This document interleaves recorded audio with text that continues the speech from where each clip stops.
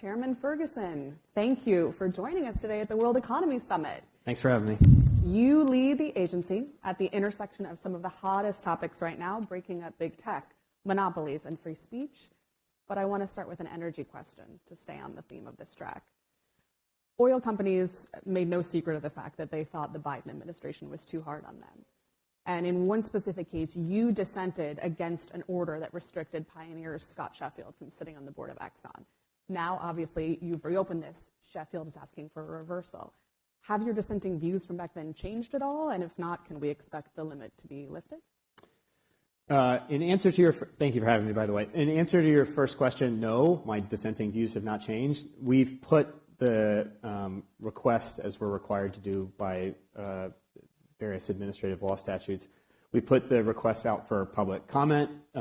I expect that the public is largely going to share my views that this was a quite obviously politically motivated sand job that rested on a fake theory of antitrust law designed to appease Democratic senators who had been writing letters to my predecessor insisting that she block these mergers, which she knew she could not do. So, I will wait to see what the public comments bear. I'll keep an open mind about assessing what they bear. But certainly my views about that original order have not changed at all. Not at all.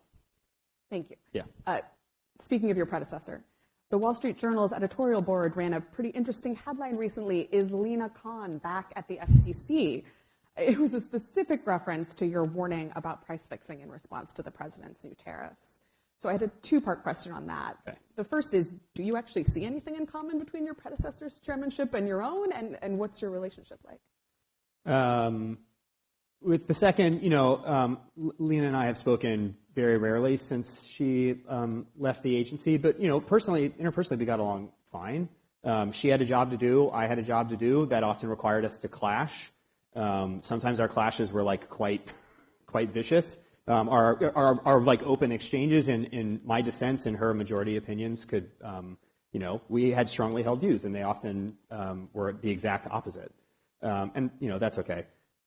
In terms of the price fixing thing, the Wall Street Journal seems to sort of have a hard and fast opposition to all of President Trump's economic policies, and so I don't put a lot of stock into their criticism. I do think it's weird to criticize me for saying I don't want people to use tariffs as an excuse to fix prices. I didn't say as an excuse to raise prices. I said as an excuse to fix prices, which is categorically illegal and is in fact a crime under American law. And I know that I at the FTC and my colleague Gail Slater, DOJ, are going to be out there making sure that prices aren't being fixed, which is the thing that the antitrust laws cares about. But price rises. That's the antitrust laws don't prohibit raising prices, obviously. It was sort of a silly canard from the Wall Street Journal. In terms of the differences between, I think it's more important to focus on the differences between Lena and me than on the similarities. I want vigorous antitrust enforcement. I want it done consistently with the rule of law, and that means, if I think that a merger, for example, is anti-competitive and I can prove it in court, then I'm going to take you to court. If I don't think those two things are true, I'm going to get out of the way, and I do not want the FTC to continue to sort of abuse the process, which I complained a lot about as a minority commissioner, where the agency would do things short of taking people to court to try to dry up deal flow. I want vigorous antitrust enforcement. Obviously, I want vigorous antitrust enforcement. We're in court right now alleging that Meta's acquisition of Instagram violated the antitrust laws. I care about this very deeply. But I also recognize the importance of M&A activity to American economic growth and innovation. People with great new ideas, to get those ideas to market, they need capital. Capital will not flow if people with capital do not think that they can realize returns on their investment, and deals are part of how people get returns. So if you care about American innovation, you should care about making sure we have deal flow. But equally, if you care about American innovation, you should care about vigorous antitrust enforcement, because competition is how we innovate. It is what gives people room to bring their new ideas to market and not be boxed out by big monopolies. So I want vigorous antitrust enforcement, but I absolutely recognize the importance of deal flow to growth and innovation, and the ideological disposition against deal flow that the previous administration had is over. You brought up Meta, speaking of that trial. Mark Zuckerberg seems to have thought he could buy his way into your good graces through the president. There's been ample reporting on the lobbying campaign. It was a widespread view. What should other companies learn from that experience that Meta had? Are we unlikely to see, say, an Uber-sponsored presidential library? I don't know what Mr. Zuckerberg thought, and frankly, it's neither here nor there. I'm an antitrust enforcer, and I think we have a good case, and it was ready to go. And I think the fact that we're in the second week of the trial sort of speaks for itself. And, in terms of what other companies should take from this, I think they should take that this administration wants a vibrant American economy that is growing quickly and out-innovating the rest of the world, and that antitrust enforcement is part of that. But, we are also going to provide and promote regulatory clarity and certainty. We're not going to let the process be the punishment. And I'm going to vigorously enforce, and where we can't enforce because the laws have been broken, I'm getting out of the way as quickly as possible and letting the markets do their thing. One more on the Meta front. Now that things are in full swing in the trial, are you as confident as you can be that, say, the president wouldn't sort of switch gears and ask you to seek a settlement now that you're midstream here? I'm not going to talk about my conversation with the president. I have a very good relationship with the president, and I think the fact that we are in the second week of trial on that front just speaks for itself. And I'm very confident about our chances of success in the trial, and I think it's going very well. Moving on to alleged censorship of the views of users of tech platforms. You said you are now acting on the president's previous rulemaking back in 2020 on this topic. Should we expect actual rulemaking or legal action to expand on this front soon? So we're in the early stages of the investigation. We did what President Trump asked the FTC to do in 2020, in which the FTC didn't do, which is ask the public to tell us what's been going on in the markets. This is the most pro-free speech administration in my lifetime, coming on the heels of the most anti-free speech administration in my lifetime. And free speech isn't just sort of the constitutional value. It's not just the First Amendment. It's like a key part of who we are as a people. And the idea that the search for truth requires us to be able to freely exchange our ideas. I am not the censorship police, but I am sort of the market power police. That's my job. And so, at least as far as I can see it, there are a couple areas involving market power and censorship that give me real concern. The first is sort of embodied within the RFI, which is I have concerns about businesses that were telling consumers in their terms of service that they can do one thing, but then treating them differently. Terms of service that said we are a free speech platform, and then people are being thrown off because of things that they said. That's one concern. The other concern is, I want to make sure that there isn't and hasn't been collusion among the platforms on what speech policies should be. I mean, look, if two companies are charging the same price, might be terms for suspicion, but not necessarily. Price has objective inputs. If you're making a widget, you have to go buy the inputs for the creation of the widget. Your competitors have to buy it. They might be buying it from the same place on the same terms. The fact that there's a coincidence of price could be reason for suspicion, but not necessarily. You can check to see what the inputs are, and that can allay some suspicion. There aren't objective inputs for censorship policies. These are moral decisions. And the fact that, especially on the Hunter Biden laptop, that there seemed to be universal agreement across these platforms on what people could say about certain topics, I think is cause for suspicion because there aren't objective inputs to the censorship policies. And then the third thing that I'm really concerned about, and I've written about this, is I'm concerned about advertiser collusion. Part of the way that speech happens in 21st century America on these platforms is advertiser-driven. If you've got an idea and you want the world to know it, you need eyeballs. And part of the way, and in order to keep your ideas going, you need to be paid to speak them. And newspapers are part of how we used to do it. Books are still how we do it. But part of it is you talk online and advertisers advertise next to what you're saying, and you can make money off of that. But if advertisers are getting into a back room somewhere and they're all agreeing, I'm not going to advertise next to that guy's speech, right? That is a real problem, and it is the form of concerted refusal to deal that the antitrust laws have long prohibited. And, my progressive opponents say, oh, he's just out to protect conservative speech. And yes, I do think conservatives have been singled out by these platforms, but this is a neutral principle. I don't think that anyone on the left would be comfortable with the idea of a bunch of large businesses getting into a back room and being like, hey, whenever anyone says anything favorable about abortion, we're not advertising next to that, right? I don't think that my friends on the left would like that any more than my friends on the right dislike the idea that such collusion could be affecting their speech.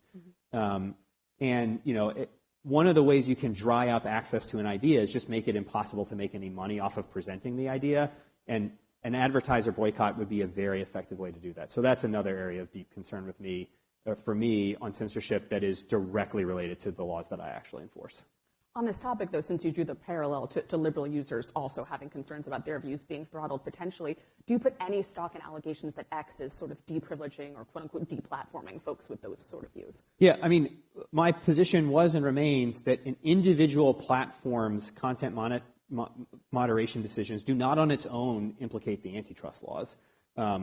If a platform is telling users in their terms of service one thing and then doing something else, that is a consumer protection problem. If platforms are getting into a back room and being like, we're all agreeing, right, that we're not going to allow people to say these things, you're not going to let people do it because I don't want you collecting data on this because you can monetize that data. We're all going to agree that we're not going to compete on this front. That's an antitrust problem. But the individual content moderation decisions do not themselves present antitrust problems. And so this is, it's a fair question, and I get it fairly often. But the fact that one platform is making these decisions, especially if they're different than what other platforms are doing, suggests that there probably isn't an antitrust problem. It was the period from 2017, but it became so obvious to all of us during the censorship crisis of 2020, where platform after platform was treating certain types of speech exactly the same.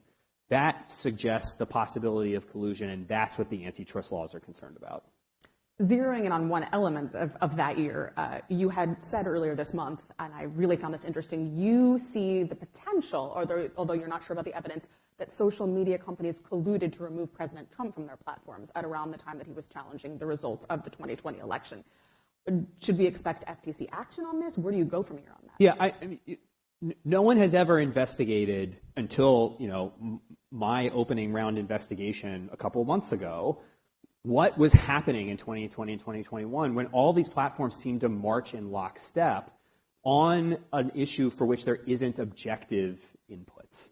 I'm not saying that there was collusion, and I appreciate you correctly quoting me. It's not what I said, but the coincidence of this suggests maybe purely conscious parallelism, which the antitrust laws do not categorically forbid, or collusion. And if it's the latter, it's a real problem. But I think more generally, the Missouri against Murphy litigation that the Supreme Court decided, the Supreme Court ultimately concluded that the government wasn't coercing the platforms sufficient to make it a First Amendment problem, but the sort of coordination through the government and through outside expert panels was patently obvious in the evidence that the district court acquired during Murphy against Missouri. And in my view, that is obviously a potential antitrust problem, because the antitrust laws don't only forbid sort of direct coordination, they also forbid people, rather than coordinating directly, doing it through a third party to make it harder to detect the coordination. If there's, and this is the potential advertiser boycott problem, even if the advertisers aren't getting into the room together and being like, hey, we're all making the following agreement. If they get in a room like, we're all going to use the same rules that this thing has promulgated on advertising, right? We're all agreeing to that. That also is exactly the sort of hub and spoke conspiracy that the antitrust laws forbid. So, I think that is just one example, the Hunter Biden laptop catastrophe being another, of a series of lockstep decisions that platforms were making about content moderation, which could have just been sort of independent decision-making that happened to coalesce coincidentally, or the result of collusion. And that's part of what I think the FTC needs to examine. You use the verb investigate in terms of you being the first to sort of look into this. Is there a formal process underway at the FTC? Would you like to see one regarding this particular point? Yeah, investigations are non-public, so if there were, I wouldn't be able to acknowledge it anyway. But I think that the RFI is a pretty good indication of our initial request for the public to explain to us what had been happening to consumers. Yeah, sorry about that. I'm sorry, slip into alphabet soup nonsense. That's a pretty good indication of the direction of the agency on these issues. I think they're a real problem. And, one of the criticisms I've heard is that censorship is not a traditional concern of antitrust, but agreements not to compete on aspects of product quality or allocating markets by agreeing we're not going to compete for particular types of customers, those are traditional concerns of antitrust, and that is the censorship problem. And my view is, if antitrust violations are affecting some key component of our civic, social, and political life, even if it doesn't directly have to do with prices, that doesn't make it not an antitrust problem. It is an antitrust problem. And I think particularly given the importance of free speech to the American system, if antitrust violations are limiting free speech, it cries out for the antitrust regulators and enforcers to take it very seriously. Well, on that note, we are at time. Chair Ferguson, thank you so much for joining us. Thank you.